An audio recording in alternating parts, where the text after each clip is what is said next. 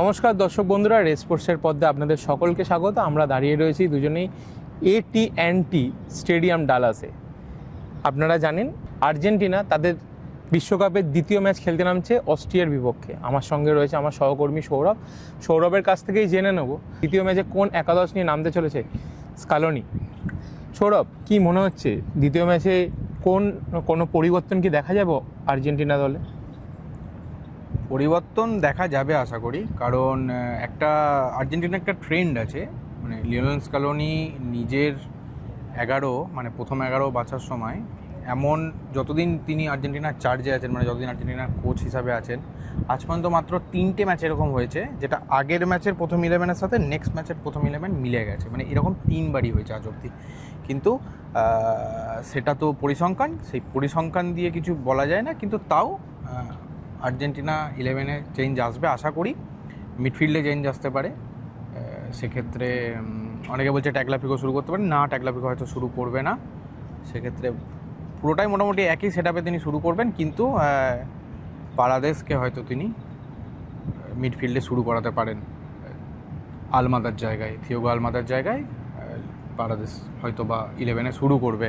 অন্তত তার কারণ আছে, তার কারণ তিনি একটা ইউরোপিয়ান টিমের সাথে কালকে ম্যাচ খেলবে, যেটা 22 ওয়ার্ল্ড কাপের পর যদি আমরা দেখি আর্জেন্টিনা একটা মাত্র ইউরোপিয়ান টিমের সাথে ম্যাচ খেলেছে, সেটা কিছুদিন আগে আইসল্যান্ডের সাথে। সেটা আর্জেন্টিনা জিতেছে, কিন্তু ইউরোপিয়ান টিম সাধারণত অনেকে বলে বা ফিজিক্যালি তারা একটু শক্তিশালী, মানে ফিজিক্যাল ফুটবল খেলতে পছন্দ করে বা ওই বডি কন্ট্যাক্ট ফুটবল খেলতে পছন্দ করে। সেক্ষেত্রে মিডফিল্ডটা তাদের হাতে রাখার চেষ্টা করবে। সেই জন্য আর্জেন্টিনা নিজেদের মিডফিল্ড গোছানোর জন্য হয়তো বা পারাদেসকে দিয়ে শুরু করতে পারে। আরও একটা জিনিস যেটা দেখার, যে আগের ম্যাচে তুমি যেটা বলছিলে যে মেসি নির্ভর অনেকটা ফুটবল খেলেছে আর্জেন্টিনা, যার জন্য মানে মেসি গোল করার ছাড়া আর অন্য কেউ সেইভাবে কাউকে চোখে পড়েনি। তো সেই ব্যাপারটা নিয়ে কি এই কদিনে তিনি কাজ করেছেন বলে তোমার মনে হয়? আর্জেন্টিনা প্রথম ম্যাচে মেসি গোল করেছে, অন্যরা সাপোর্ট করেনি। হ্যাঁ, মানে এটা আমাদের অবভিয়াসলি তখন আমি একটা বলেছিলাম, একদম সত্যি কথাই সেটা। খুব একটা অন্যান্য কেউ খুব একটা চোখে পড়েনি।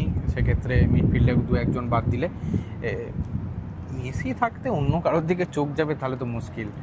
যাই হোক, সেটা পরের কথা। বাট হ্যাঁ, মানে তিনি চেষ্টা করবেন আর কি, যে অন্যান্যরাও মেসিকে যাতে সেই যোগ্য সাপোর্টটা দিতে পারে, এবং দেবেও। আর্জেন্টিনা টিম হিসাবে অনেক অনেক ভালো, অনেক সুপিরিয়ার টিম, একক দক্ষতার টিম এখন আর আর্জেন্টিনা নয়। আর্জেন্টিনা যদি ডিফেন্স থেকে একদম ওপর অবধি, মানে স্ট্রাইকার অবধি দেখা যায়, সবাই সুপারস্টার। ওটামেন্ডি, লিসান্দ্রো মার্টিনেজ, মিডফিল্ডে Rodrigo De Paul, MacAllister, Enzo Fernandez, সামনে লিওনেল মেসি তো ছেড়েই দিলাম, লাউটারো মার্টিনেজ কিংবা জুলিয়ান আলভারেজ। লাউটারো মার্টিনেজ কালকে শুরু করতে পারে।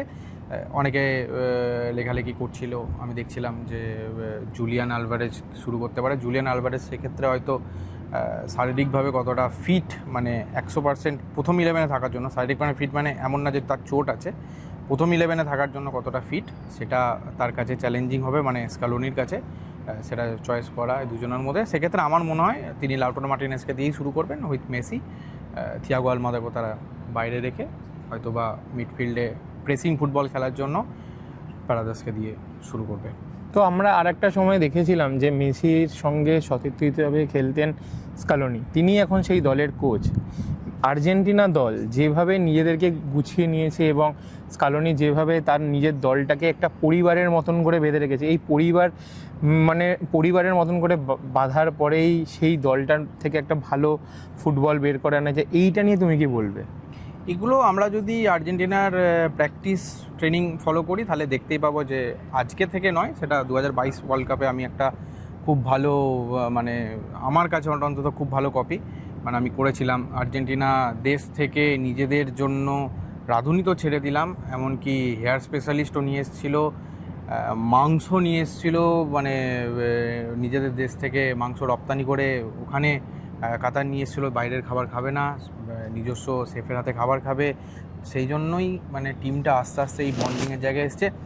4 বছর ধরে টিমটার জাস্ট মানে বয়সটাই বেড়েছে, মানুষগুলো খুব একটা চেঞ্জ হয়নি। সুতরাং হয় যেটা আমাদের সাথে, আমি যদি একজন 5 বছরের কারোর সাথে একটা, আমি সাধারণত ট্যুর যার সাথে করছি 5 বছর ধরে, তার সাথে আমি এখন এই ফুটবল ট্যুরে এসে মনে হয় যে আমার ক্রিকেট ট্যুরের সাথীগুলো নেই কেন। ঠিক সেরকম অবভিয়াসলি 5 বছর 4 বছর ধরে কেউ ট্যুর করছে, তো তার সাথে অবভিয়াসলি এটা তো খুব স্বাভাবিক ব্যাপার যে এটা হবেই, একটা পরিবারের মতন হয়ে যায়। এটা নতুন করে কিছু নয়। আর তারা মানে অনেক আগে থেকে একে অপরকে চেনে, সেটা আজকের জন্য নয়, তারপরেও এই জিনিসটা হয়ে থাকে আর কি। সুতরাং স্বাভাবিক, এটা পরিবার। একটা আর্জেন্টিনা টিম, যেটাকে আমরা বলি টিম আর্জেন্টিনা, আগে লিওনেল মেসি একক দক্ষতার ওপর জিনিসটা অনেকটা নির্ভর করতো, সেটা এখন টিম আর্জেন্টিনায় তৈরি হয়েছে। সুতরাং এখন আর্জেন্টিনা অনেক বেশি পরিবারের টিম, বা পরিবার বলা হয় আর্জেন্টিনা টিমকে।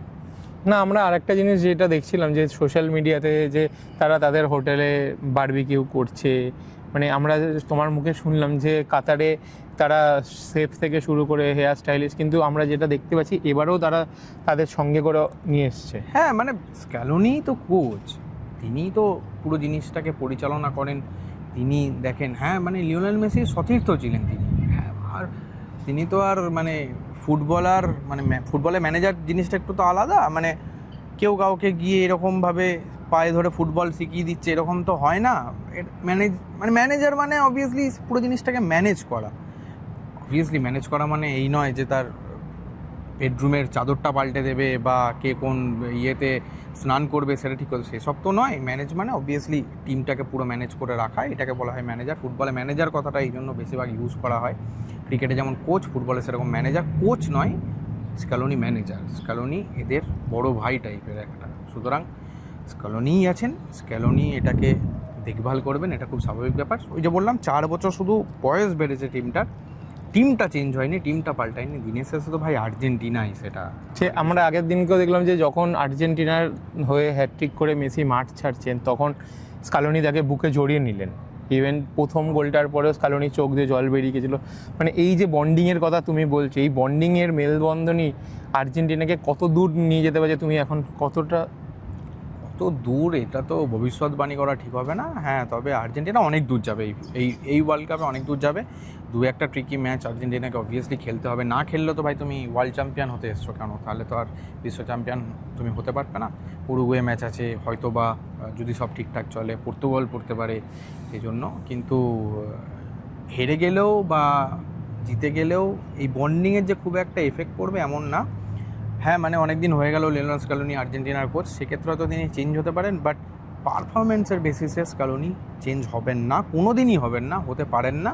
পারফরমেন্সের বেসিসে চেঞ্জ হতে গেলে আর্জেন্টিনাকে লাগাতার ওই মানে তাহলে হয়তো কালকের ম্যাচটা হেরেই বিদায় নিয়ে নিতে হবে, এরকম একটা ব্যাপার। তাহলে হয়তো পারফরমেন্স নিয়ে মানে চাপান উত্তর চলতে পারে নিজেদের মধ্যে। আদারওয়াইজ এই আর্জেন্টিনা পারফর্ম করছে ভাই, সেই 21-22 থেকে শুরু হয়েছে কোপা থেকে, সে লাগাতার পারফর্ম করছে। অনেকে লিডার মেসির কথা বলতো যে মেসি লিডার নয়, ভাই আর্জেন্টিনায় মেসি এবং স্ক্যালোনি মিলেই তো এই টিমটাকে, এই যে আমরা এই পরিবার নিয়ে কথা বলছি। হ্যাঁ, কালকে আমি দেখছিলাম লিওনেল মেসির গাল টিপছে প্র্যাকটিসে একজন, মানে সে একজন জুনিয়র ফুটবলার, সে গিয়েও গাল টিপছে, স্ক্যালোনি গিয়েও গাল টিপছে। ভাই মেসি ওটা ঠিক আছে, তুমি টিপতে পারবো না, মানে গিয়ে গাল ফাল টেপার কথা বলছি যেগুলো অবভিয়াসলি তুমি টিপতে পারবো না, সেটা লিওনেল মেসি, সেটা আমাদের কাছে মনে হয়। তাদের কাছে মনে হচ্ছে না ভাই, এটাই পরিবার, এটাই ফ্যামিলি। আর্জেন্টিনার ফেসবুক পেজে ভিডিওগুলো আছে, পারলে একটু দেখবেন, সেখানে ফলো করবেন। আমি বলছি বলেই নয়, অবভিয়াসলি এগুলো সব সমাজ মাধ্যমে দেওয়া থাকে, সেখান থেকে ফলো করা যায় আর্জেন্টিনাকে। সুতরাং সেখানেও ভালো করে বোঝা যায় যে এই টিমটার বন্ডিং কীরকম। আমরা একটু আগেই দেখলাম যে অস্ট্রিয়ার কোচ এসে প্রেস কনফারেন্স করলেন, তো তিনি একদম খোলামেলাভাবেই বলে গেলেন যে আমরা বিশ্ব চ্যাম্পিয়নদের বিপক্ষে নামবো, তো আমরা চাইবো নিজেদের সেরাটা দিতে। সেই ব্যাপারে তুমি কি বলবে? সবাই তো ভাই বিশ্ব চ্যাম্পিয়নদের বিরুদ্ধেই নামবে, সবাই এই কথাটাই বলবে, তাদের হয়তো হারানোর কিছু নয়। তবে হ্যাঁ, ওই যে আমি আবারও বলছি, ইউরোপিয়ান টিম ভালো প্রেসার তৈরি করবে। অনেক দিন খেলেনি স্ক্যালোনির টিম, 22 সালের পর একটাই ম্যাচ খেলেছে, সেক্ষেত্রে একটু মানাতে সময় লাগবে হয়তো, বাট মানিয়ে নেবে আর্জেন্টিনা। আশা করি এই জায়গা থেকে মানে পিকে আস্তে আস্তে ওঠা শুরু করছে। প্রথম ম্যাচটা লিওনেল মেসির একটা অনবদ্য হ্যাটট্রিকে বেরিয়েছে, ঠিকই কথা, কিন্তু আস্তে আস্তে যত ঠিক আছে, মানে ইউরোপিয়ান অবভিয়াসলি প্রতিপক্ষের সাথে তোমাকে খেলতে হবে, সাউথ আমেরিকান প্রতিপক্ষের সাথে তোমাকে খেলতে হবে, তবেই তো তুমি সব টিমকে হারিয়ে ওয়ার্ল্ড কাপ জিততে এসছো। আদারওয়াইজ আমি যদি বলি এর সাথে খেলবো না, ওর সাথে খেলবো না, এই করবো না, এ তো হয় না, স্বাভাবিক। এটা তিনি কোচ, মানে তিনি বিপক্ষ টিমের কোচ, তার বিপক্ষে লিওনেল মেসি আর্জেন্টিনা নামবে, খুব স্বাভাবিক। তাদের হয়তো হারানোর কিছু নেই, তারা নিজেদের মতন করে খেলার চেষ্টা করবে যতটা তাদের সামর্থ্য, বা সামর্থ্য থেকে বেশিও হয়তো অবভিয়াসলি তারা চেষ্টা করবে এটা খেলতে, কারণ এটা অঘটনের বিশ্বকাপ। দল কেন 96 দলের বিশ্বকাপ হলেও উপভোগ করুন, সব জায়গায় কাটাছাড়া করবেন না। হ্যাঁ মানে কিছু এদিক ওদিক ম্যাচ হতেই পারে, আলকা পলকা ম্যাচ হতেই পারে, কিন্তু তাহলে এই ম্যাচগুলোর কথাও বলবেন, শুধু ওই এক পস্তা কথা বলে। যেমন কালকেও আমরা দেখলাম জার্মানির সাথে আইভরি কোস্টের ম্যাচটা একদম হাড্ডাহাড্ডি তুল্যমূল্য লড়াই, আইভরি কোস্ট গোল দিয়ে দিলেন। আমরা ভাবলাম যে ভাই কেন বসেছিলাম এতক্ষণ ধরে, আইভরি কোস্ট 87 মিনিটে যদি ওটা মিস না করতেন গল্প হয়ে যেত ওইখানেই, ঠিক আছে। মানে পরে হয়তো গোল দিয়েছে, আমি এটাও হতে পারে যে আজ আমি আরও 2টো গোল দিতে পারতো, বাট ঠিক আছে, মানে এটাই বিশ্বকাপ, এটা ছাড়া বিশ্বকাপের এই মজা শুরু, মানে এছাড়া তো আর বিশ্বকাপ বলে মনেই হবে না, নাহলে তো মনে হবে আমি কোনো একটা নর্মাল টুর্নামেন্ট করতে এসেছি, যারা ওই টাকা দিয়ে পার্টিসিপেট করেছে আবার বাড়ি চলে যাবো এরকম কেস। এটা তো নয়, এটা ওয়ার্ল্ড কাপ, সুতরাং ওটা বড় থাকবেই। এরকম ছোট দল বড় দলকে আটকাবে, বড় দল পিছলাবে, তবেই না বিশ্বকাপ। ডালাস থেকে সৌরভ রায়ের সঙ্গে শুভম মণ্ডল, রেস।